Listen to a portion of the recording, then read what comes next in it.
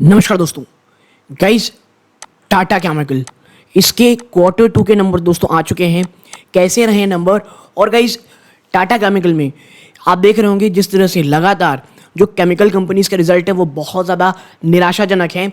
अगर आप एक दो कंपनीज को हटा दो, आप आरती इंडस्ट्रीज को देखेंगे तो उसके भी रिजल्ट इसलिए अच्छे नहीं कहे जा रहे हैं कि उसने कोई आप कह सकते हैं फिनोमिनल परफॉर्मेंस दे दी है। जो एक्सपेक्टेशन कही गई थी दोस्तों, उसके मुकाबले कंपनी ने अच्छे नंबर पेश किए हैं और उसके कारण कई लोग कह रहे हैं कि भैया आरती इंडस्ट्रीज में एक बड़ा टर्न अराउंड आपको देखने को मिलेगा। तो इसमें इस बात में कितनी सच्चाई है ये तो हमको आने वाले से पता चलेगा। बट टाटा केमिकल, जो मैं आपको बता दूं, जब आपके सामने मैं ये आपके साथ टाटा केमिकल के नंबर्स पेश करने वाला हूं, अगर हम टाटा केमिकल की अगर शेयर देखें तो आपको पता चलेगा स्टॉक आज लगभग फ्लैट सा बंद हुआ है और पिछले 6 महीने में स्टॉक 2.34% दोस्तों, कितनी 2.34% की आपको गिरावट दिखा चुका है। तो बहुत सारी चीज़ें ऑलरेडी प्राइस इन है। हमको ये देखना है कि कोई बहुत ही ज़्यादा बड़ा नेगेटिव सरप्राइज ना आ जाए। ठीक है, अब चलते हैं नंबर्स की तरफ। देखिए, नंबर्स आपकी स्क्रीन देख रहा होगा कि भैया करोड़ में दिए रखे हैं, तो इसमें ज़्यादा परेशानी हमको होनी नहीं चाहिए।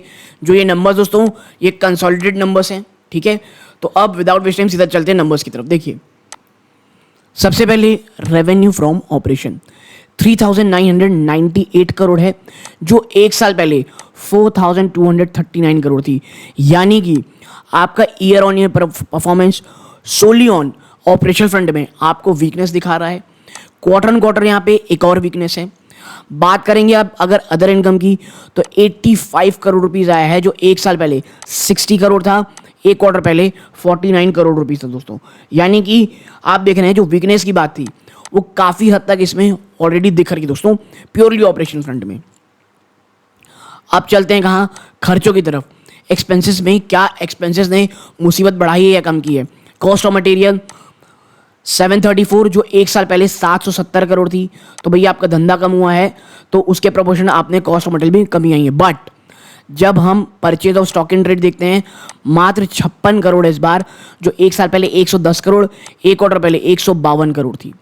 इन्वेंट्रीज 29 करोड़ की निगेटिव है, जो एक साल पहले 95 करोड़ की निगेटिव थी, बट एक क्वार्टर पहले ये 146 करोड़ की पॉजिटिव इन्वेंट्री थी। एम्प्लॉय बेनिफिट एक्सपेंस 454 करोड़ है, जो एक साल पहले 397 करोड़ थे। ऑलमोस्ट आप कह सकते हैं इस स्टॉक में ऑलमोस्ट 10 to 15% का जंप है, जो कि कोई बहुत ज़्यादा नहीं है। पावर और फ्यूल 652 करोड़, क्योंकि याद रखिएगा जो केमिकल सेक्टर होता है वो हाईली पावर इंटेंसिव होता है और इसमें कमी आना एक बहुत ज़्यादा पॉजिटिव असर कर सकता है ओवरऑल बिजनेस में दोस्तों। बात करें employee benefit expense power of fuel की, 652 करोड़ है, जो एक साल पहले 732 करोड़ थी, बड़ी राहत। एक क्वार्टर पहले 683 करोड़। अब फ्राइट और फॉरवर्ड चार्जिंग कितनी आई है इस बार? 523 करोड़, जो एक साल पहले 528 करोड़ थी और एक क्वार्टर पहले 529 करोड़, तो मोर और लेस फ्लैट रही है। फाइनेंस कॉस्ट ये नो डाउट बढ़ाई होगा, 86 करोड़ से बढ़ करके 145 करोड़। भाई साहब, जब आपके जो आप कह सकते हैं जो इंटरेस्ट रेट है इतने ज़्यादा हाई रहते हैं, फाइनेंस कॉस्ट वो बढ़ना ही था इन कंपनीज का, और एक क्वार्टर पहले ये 123 करोड़ था।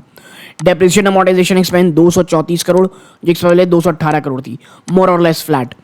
बात कर लेते हैं अदर एक्सपेंसेस की, 731 करोड़ आई है दोस्तों, जो एक साल पहले 687 करोड़ थी। यानी यहां पर जंप है। एक क्वार्टर पहले ये कितनी थी?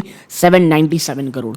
ठीक है, तो आप देखें, जब आप ये जितने हमने खर्चे अभी गिनाए दोस्तों, उसको अगर आप मिला लेंगे तो आप पाएंगे कि कंपनी का जो टोटल एक्सपेंस निकल के आता है दोस्तों, ठीक है, वो कितना है? 3,558 करोड़, जो एक साल पहले 3,623 करोड़ था, एक क्वार्टर पहले 3,527 करोड़।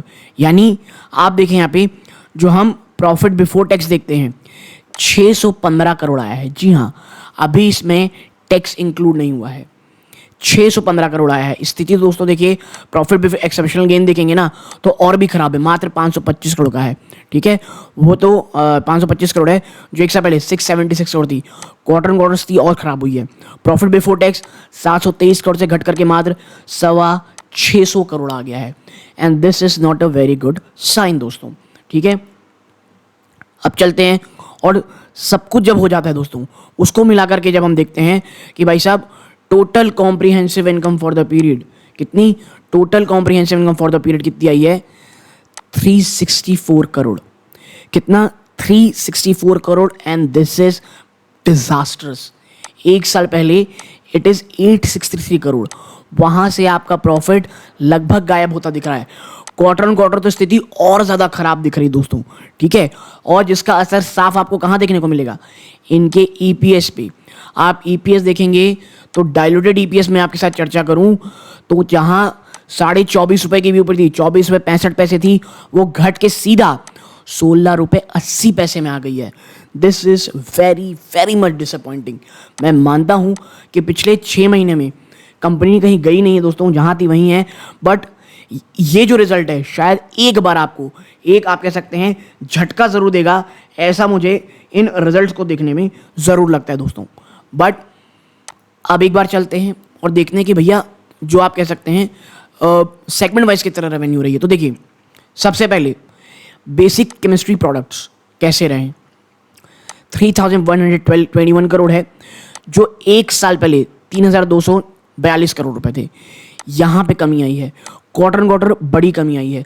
स्पेशलिटी प्रोडक्ट कितने? स्पेशलिटी प्रोडक्ट 4,241 करोड़ था, माफ़ कीजिएगा, स्पेशलिटी प्रोडक्ट ये है, माफ़ कीजिएगा, स्पेशलिटी प्रोडक्ट ये है 999 करोड़ था, वो भी घट करके 878 करोड़ आ गया है। क्वार्टर ऑन क्वार्टर में आई है। तो यानी जो स्पेशलिटी केमिकल में हमको जो वीकनेस देखने को मिल रही है, वो यहाँ पर एक साफ दबाव आपको बनाते हुए दिखाई दे रही है दोस्तों, ठीक है।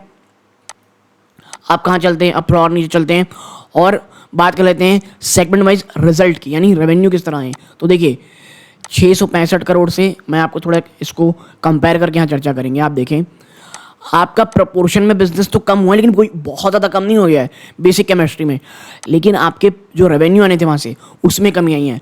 मार्जिन कॉन्ट्रैक्शन साफ दिख रहा है। बट स्पेशलिटी प्रोडक्ट में, स्पेशलिटी केमिकल में मार्जिन आप देखें, आपका धंधा ज़रूर कम हुआ है, लेकिन आपने वहाँ से पैसे बहुत अच्छे कमा लिए हैं। मोर देन 20% का जंप आपको देखने को मिल रहा है। 20 नहीं कहूँगा, एटलीस्ट 17% का जंप आपको देखने को मिल रहा है, जब आपका बिजनेस एटलीस्ट 10 to 12% की कमी दिखाई। यानी भले ही स्पेशलिटी केमिकल में बिजनेस कम हुआ दोस्तों, वहाँ से मार्जिन अच्छे दिख रहे हैं। यानी ये एक ऐसा साइन है कि अगर भाई आने वाले समय कोई भी पॉजिटिव चीज़ हमको दिखती है, कोई भी अगर एक रिवाइवल दिखता है, तो पूरी की पूरी टाटा केमिकल कंपनीज के लिए वो काफ़ी अच्छा होगा। तो मैं जैसा हमेशा कहता हूँ दोस्तों, Tata chemical as a company अगर आपने अभी तक निवेश नहीं किया है, और अगर किसी कारणवश में कोई बहुत बड़ी गिरावट आती हो, देखिए आ सकती है, कोई बहुत बड़ा चमत्कार नहीं हो जाएगा। सो वो निवेशक जिनका विजन लॉन्ग टर्म का है, जो एक लंबा स्टॉक में निवेश करने की सोच रहे हैं, ये अपॉर्चुनिटी होगी दोस्तों। देखिए केमिकल स्टॉक का आने वाला समय वो बहुत ज़्यादा अच्छा होगा। मैं जब आने वाला समय कहता हूँ तो आने वाले 2-3 क्वार्टर के थोड़े चैलेंजेस दिखते हैं, ठीक है, बट उसके बाद आप देखेंगे जिनका विजन लॉन्गर टर्म का है, ये वो स्टॉक्स है ना दोस्तों जो आपको खरीदारी का, आपको एक्यूमुलेशन का मौका देंगे। और टाटा एज अ कंपनी जितनी अच्छी आपको बताने की ज़रूरत नहीं है दोस्तों। तो ये छोटी सी एनालिसिस आपके साथ शेयर करनी थी। अच्छी लगी हो वीडियो को लाइक कीजिएगा, चैनल पहली बार आए सब्सक्राइब जरूर कीजिएगा। ये सूर्यकांत है, जय हिंद।